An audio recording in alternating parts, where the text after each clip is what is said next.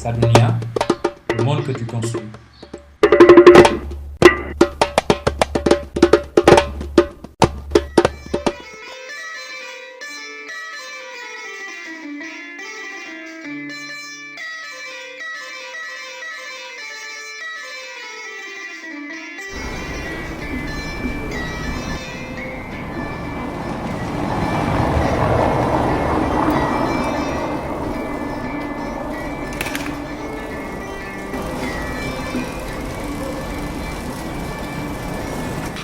Bonjour tout le monde, j'espère que vous allez bien. Moi c'est Olivier Rudet, j'ai 24 ans et je suis originaire de Moselle.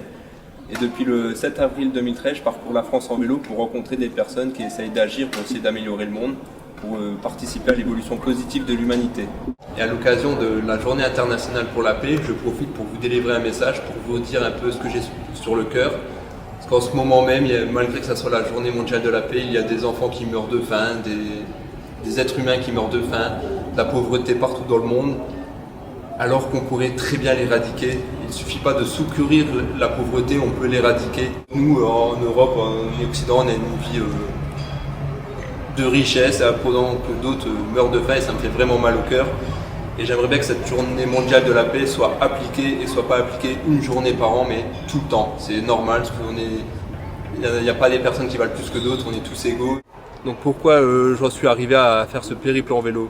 Donc un petit historique. Donc depuis tout petit, un peu comme tout le monde, on m'a conditionné, on m'a mis un format dans la tête, un schéma. Donc on m'a dit il faut aller à l'école, après tu dois aller trouver un travail, donc faire métro boulot dodo, et après tu auras la retraite.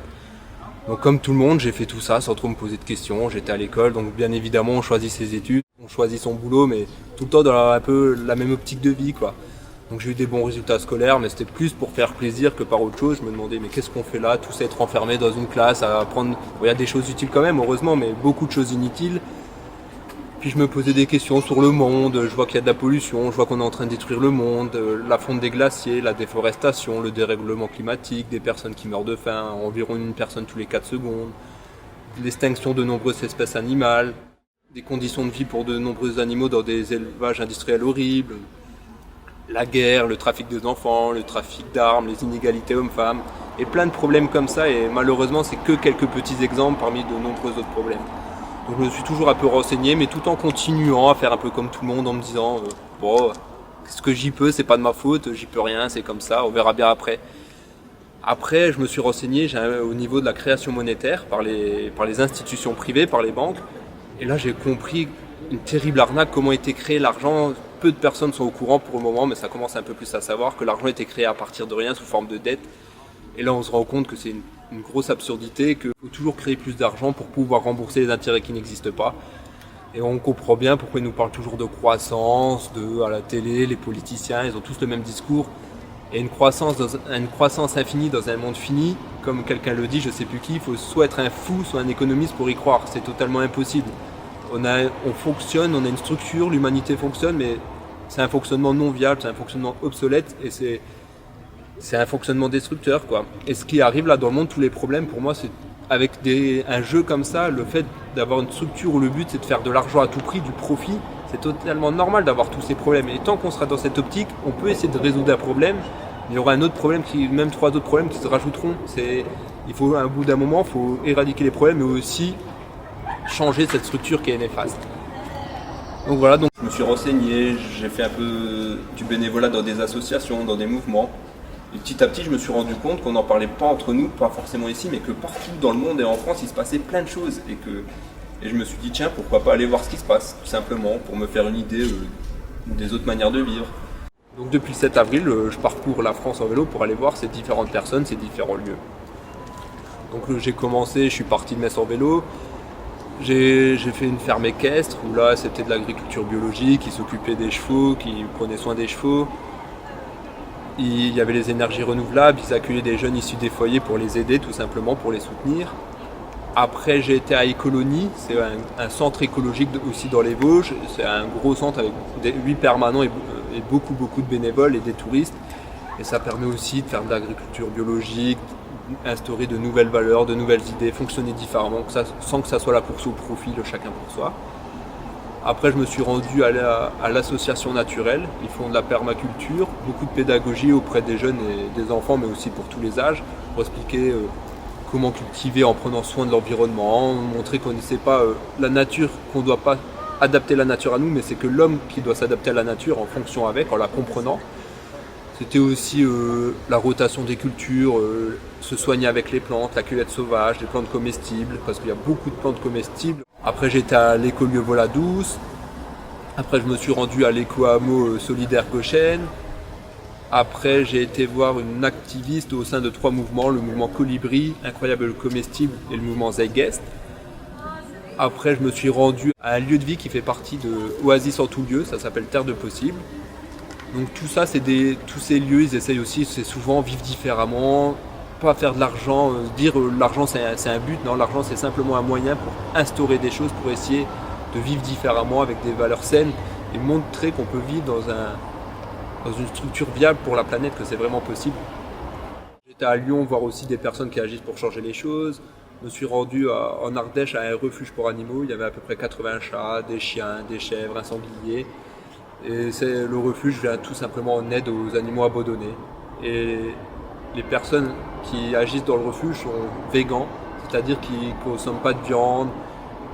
Et tous les produits issus des animaux, ils n'en prennent pas parce qu'ils veulent laisser les animaux libres de vivre comme ils veulent, les laisser libres et heureux. Après, j'ai fait aussi quelques autres lieux comme la Clémenterie, Caracol de Sucre. C'est aussi des gens qui essaient de vivre en autonomie, essayer de faire les choses par eux-mêmes, arrêter de, par exemple, aller dans les magasins tout acheter, mais essayer d'être en autosuffisance. Et le dernier lieu que j'ai fait, c'est un agriculteur biologique pour les plantes médicinales et aromatiques. Donc là, je fais une petite pause en vélo pendant 1 mois pour reprendre des forces, et après, je repars à l'aventure. Donc tout ce parcours en vélo, ça m'a permis de constater ce que je me doutais déjà et ce que je ressentais, mais ça m'a conforté dans cette idée qu'il y a énormément de personnes qui agissent pour faire changer les choses, qui veulent que ça change et qui y croient. Et quand je vois tout ça à droite à gauche, je me dis ah waouh, tout ce qui se passe c'est fabuleux quoi, parce que souvent on se dit oh ben je suis tout seul à penser comme ça, qu'est-ce que moi je pense peut-être tous les autres pensent différemment, mais c'est pas vrai, on est énormément et de plus en plus en ce moment dans une période où la prise de conscience est énorme, il y a de plus en plus de personnes qui agissent et c'est possible. Si chacun fait sa petite part, c'est possible de changer le monde. S'il y a 99 personnes qui se disent c'est pas possible et une personne qui croit à l'utopie, c'est vrai, ça va être dur, mais c'est quand même pas impossible. Il suffit qu'il y ait une personne pour transmettre l'idée et tout est possible. Mais si ces 100 personnes disent on va mettre en place l'utopie, et ben l'utopie elle est vraiment réalisable. Et même s'il n'y a pas 100 personnes, ça va se faire petit à petit. Après, donc qu'est-ce qu'il faut faire pour changer les choses? On voit que le monde va mal, on veut le changer, qu'est-ce qu'on peut faire? Donc déjà c'est s'informer objectivement, c'est-à-dire sans subir le conditionnement des principaux médias sur les grandes chaînes de télé qui ont tous la même optique, tous la même vision des choses, qui parlent que de croissance, de chômage et des choses qui ne changeront pas le monde, quoi. Ils ne parlent jamais de la fin dans le monde ou quelques secondes. Donc voilà, s'informer, après informer les autres, informer son entourage, ses amis, ses collègues, partout autour de soi. On peut essayer de diminuer les trajets en voiture et privilégier le vélo, la marche à pied, le covoiturage. Essayer de consommer pas de viande, voire plus du tout. Faire son propre jardin, consommer bio, essayer de consommer local, ne pas consommer inutilement. Essayer d'aller plutôt dans des brocantes, sur des sites de dons gratuits sur internet, réparer soi-même. On peut ramasser des déchets dans la nature, recycler. Et ça, c'est que des exemples parmi de nombreuses autres actions. Faire des dons du sang.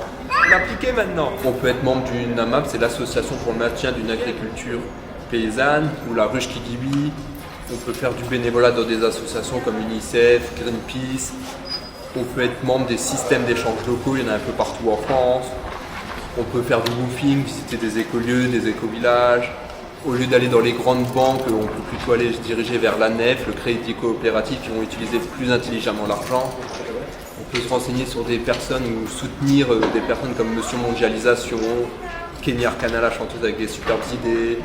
On peut agir au sein de différents mouvements, il y en a beaucoup, par exemple le mouvement Colibri, le mouvement Incroyable Comestible, les Indignés, Anonymous, Attaque, mouvement pour la décroissance, Ville en transition, il y a aussi le mouvement pour le revenu de base, le mouvement Zeitgeist, Projet Vénus, et il y en a beaucoup comme ça. Si chacun fait sa part, on peut vraiment changer les choses. Et après, c'est clair et net, il faut changer les problèmes qu'il y a dans le monde, il faut les éliminer, il faut les enlever. Il faut aussi pour moi changer la structure parce qu'elle est vraiment non viable. Et c'est pas suffisant pour que ce changement se produisent, la structure, le système, il est composé d'humains et il faut que les humains changent, il faut qu'on évolue, que nos valeurs d'individualisme, chacun pour soi, si moi je vais bien et les autres vont pas bien, tant pis, c'est pas grave, tant que je vais bien, ça me va. Tout ça, ça doit disparaître, on doit se transformer en soi, une évolution des consciences pour que ça puisse fonctionner. Et comme le dit très bien Gandhi, il faut être le changement qu'on veut voir dans le monde.